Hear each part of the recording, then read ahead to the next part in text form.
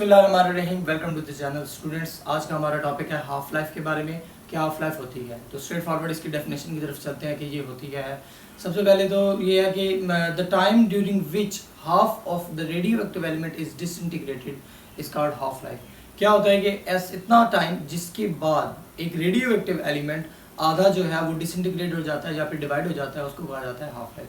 For example, आपके पास कोई भी एलिमेंट है, ये हमारे पास एक रेडियो एक्टिव एलिमेंट है, तो कुछ टाइम है, फॉर एग्जांपल हम कह लें 2 इयर्स फॉर एग्जांपल, ये इसकी हाफ लाइफ अगर है तो इसके बाद ये एलिमेंट जो है ये हाफ हो जाएगा, ये इसका इतना हाफ पार्ट हमारे पास रह जाएगा। So this is the half life का कंसेप्ट कि 2 इयर्स के बाद वो जो है वो एलिमेंट हाफ हो गया, या आप इस तरह कह लें कि हाफ जो है वो किसी दूसरे एलिमेंट में कन्वर्ट हो गया। तो हमने देखा था अल्फा पार्टिकल्स और बीटा पार्टिकल्स के एग्जाम्पल्स में कि जो जब एक जब एक न्यूक्लियस जो है वो जब डिवाइड डिके होता है तो वो जो है उसमें दूसरे एलिमेंट में कन्वर्ट हो जाता है। ठीक है, इसी तरह से फॉर एग्जांपल हम याद कर लेते हैं दोबारा से कि C14 6 की एग्जांपल थी। तो जब ये डिके हुआ, इसमें से जो है वो एक इलेक्ट्रॉन माइनस हुआ तो ये नाइट्रोजन में कन्वर्ट हो गया था 14 7, because the atomic number was changed and carbon was converted into nitrogen. इसी तरह से हाफ लाइफ का कंसेप्ट भी यही है कि जब वो हाफ जो है वो डिके हो जाता है तो उसका जो हाफ पार्ट है वो किसी दूसरे एलिमेंट में कन्वर्ट हो जाता है। ठीक है, तो नेक्स्ट हम देखते हैं कि हाफ लाइफ की एग्जांपल एक देखते हैं क्या होती है। रेडियम 226 की हम एग्जांपल लेते हैं स्टूडेंट। रेडियम 226, रेडियम 226 की हमारे पास हाफ लाइफ क्या है, इसकी हाफ लाइफ हमारे पास होती है 1620 इयर्स। ये रेडियम की हाफ लाइफ है, मतलब कि 1620 इयर्स के बाद रेडियम हाफ हो जाएगा या half of the radium will be converted to another element. For example हम देखते हैं साथ कि अगर हमारे पास ये हो एक रेडियम 226, रेडियम 226 ये हमारे पास है, तो फर्स्ट हाफ लाइफ के बाद आफ्टर हाफ लाइफ या आफ्टर 1620 इयर्स, क्योंकि यही उसकी हाफ लाइफ है, रेडियम क्या हो जाएगा, डिवाइड हो जाएगा। रेडियम हमारे पास इस तरह से डिवाइड हो जाएगा, या फिर आप यूँ कह लें कि इसका ये पार्ट हमारे पास बच जाएगा। ये कंप्लीट था, तो ये देख ले रेडियम आफ्टर 1620 इयर्स डिवाइड हो गया और इस तरह से हमारे पास रहेगा। फिर वो कहता है कि आफ्टर अनदर 1620 इयर्स, यहाँ पर जब वो हाफ हो चुका है, हाफ उसकी हाफ लाइफ हो चुकी है, तो मजीद अगर 1620 इयर्स गुजर जाएं आफ्टर अनदर 1620 इयर्स, वो क्या होगा, ये जो हमारे पास हाफ बचा था, अब तो हमारे पास 1620 इयर्स के बाद ये पार्ट इसका बच गया था, तो मजीद जब ये 1620 इयर्स गुजरेंगे तो इसकी भी हाफ लाइफ हो जाएगी।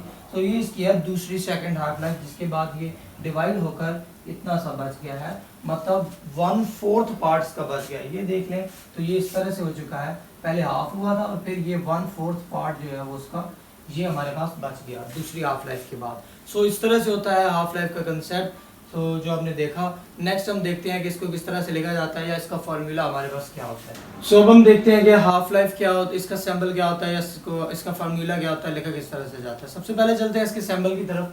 सिंबल क्या होता है, हम लिखेंगे कैपिटल टी फॉर टाइम मतलब लाइफ, एंड साथ इसके 1/2 लिख देंगे, मतलब कि हाफ लाइफ।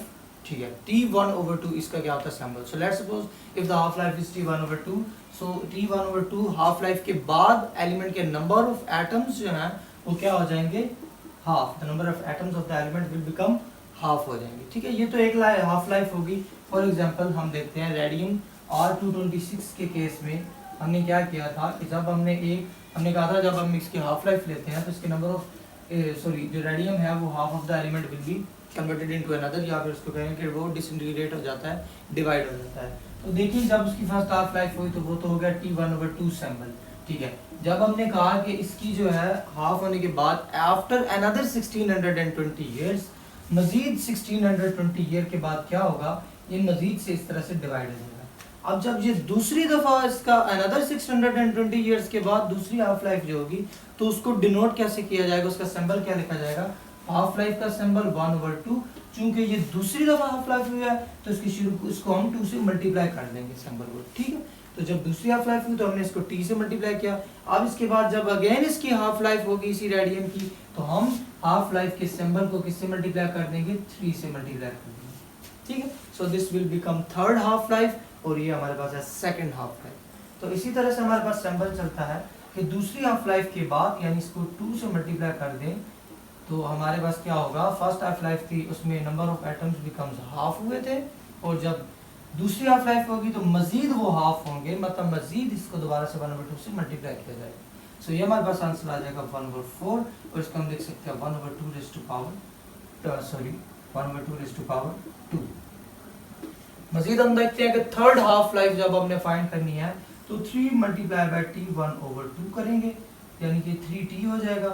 डायरेक्ट इसको लिख देते हैं 3t equal to, so first half life 1/2 multiply by 1/2 second half life का, एंड 1/2 अब ये हो गया हमारे पास थर्ड हाफ लाइफ।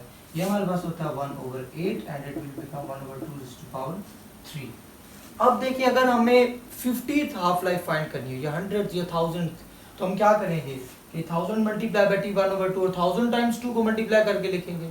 नहीं, इस तरह हम नहीं करेंगे, हम इसका एक जनरल फार्मूला बना लेंगे ताकि उस जनरल फार्मूला में जो भी हाफ लाइफ हमें चाहिए, बेशक हमें थाउजेंड्स चाहिए 50 या 51 जितनी भी हाफ लाइफ चाहिए हो, हम उस जनरल फार्मूला में वो वैल्यू पुट करें और उसका आंसर निकालें। वो कैसे होगा देखते हैं कि जब हमने फर्स्ट हाफ लाइफ फाइंड की तो 1/2 raise to power 1 element half हुए, जब सेकंड हाफ लाइफ की तो 1/2 रेज़ टू पावर 2, जब थर्ड हाफ लाइफ की तो 1/2 रेज़ टू पावर 3। इसी तरह से हम कर लेते हैं कि t ले लेते हैं, जब हम t हाफ लाइफ फाइंड करेंगे तो 1/2 रेज़ टू पावर हमारे पास हो जाएगा t। So this is the formula for finding the half life. Number of half life आप कोई सी भी फाइंड कर सकते हैं जी। तो देखते हैं कि नंबर ऑफ रिमेनिंग एटम्स के बारे में इसका क्या कंसेप्ट है। फॉर एग्जांपल हमें एक जनरल फार्मूला चाहिए कि नंबर ऑफ रिमेनिंग एटम्स जो हैं, हम एक हाफ लाइफ पर आप देखिए कि हम एक हाफ लाइफ फाइंड करते हैं किसी एलिमेंट की, रेडियम 226 की ले लें, R226। हम कहते हैं जी इसमें जब एक हाफ लाइफ के बाद हमने कहा नंबर ऑफ एटम्स भी हाफ हो जाते हैं, तो हम कहते हैं कि फर्स्ट हाफ लाइफ के बाद इसमें कितने नंबर ऑफ एटम्स रह गए, या फिर कोई कहता है कि सेकंड हाफ लाइफ के बाद इसमें कितने नंबर ऑफ एटम्स रिमेनिंग है। तो वो फाइंड करने के लिए हम नई चीज देखते हैं, ठीक है। Let number of remaining atoms जो है इक्वल टू n, और जो ओरिजिनल नंबर ऑफ एटम्स जो है, ओरिजिनल नंबर ऑफ एटम्स जो है उसको हम n0 से डिनोट कर लेते हैं, और जो हमारे पास इसकी हाफ लाइफ है तो वो हमें पता है कि 1/2 का जो फार्मूला होता है उसके साथ हम डिनोट करते हैं। तो अब देखते हैं कि इसका फार्मूला किस तरह से बनेगा। फॉर एग्जांपल हम रेडियम की हाफ लाइफ फाइंड करते हैं तो t 1/2 हम कहते हैं, और इसको 1/2 से मल्टीप्लाई कर देते हैं ओरिजिनल नंबर ऑफ एटम्स से जो कि n है, ठीक है। So next second half life हम कहते हैं तो 2t 1/2 इक्वल टू हमारे पास क्या आ जाता है कि 1/हम 2 रेज़ टू पावर 2 देखा, सेकंड हाफ लाइफ में हमने 2 रेज़ टू पावर 2 करा था, 1/2 raise to power 2 multiply by original number of atoms से इसको मल्टीप्लाई करना होता है, ठीक है। तो अब देखते हैं कि इसका जनरल फार्मूला बनाते हैं। यहाँ पर हमारा रिमेनिंग नंबर ऑफ एटम्स आ जाएगा, यानी कि n0 will be equal to 1/2। अब 2 की पावर क्या आएगी, फर्स्ट हाफ लाइफ में 2 थी, सेकंड में इसकी पावर 2 आई, 2 रेज़ टू पावर 2। और जब हमें नहीं पता कि हम पता नहीं किस वैल्यू का हमें चाहिए कि कितनी हाफ लाइफ के बाद नंबर ऑफ एटम्स हो, तो हम इसकी जगह जनरल ले लेंगे t, कि अगर हम यहाँ पर 5 लिखते हैं तो फिफ्थ हाफ लाइफ के बाद जो रिमेनिंग नंबर ऑफ एटम है हमारे पास वो आ जाएंगे। अगर हम 10 लिखते हैं यहाँ पर 2 रेज़ टू पावर 10, तो 10th हाफ लाइफ के बाद जितने नंबर ऑफ एटम्स उस एलिमेंट में रिमेनिंग होंगे हमारे पास वो आ जाएंगे। तो हम जनरल ले लेते हैं multiply by n, this is the formula. ये था हमारा टॉपिक हाफ लाइफ का। नेक्स्ट इंशाल्लाह हम अगले लेक्चर में कवर करेंगे। थैंक यू, अल्लाह हाफिज़।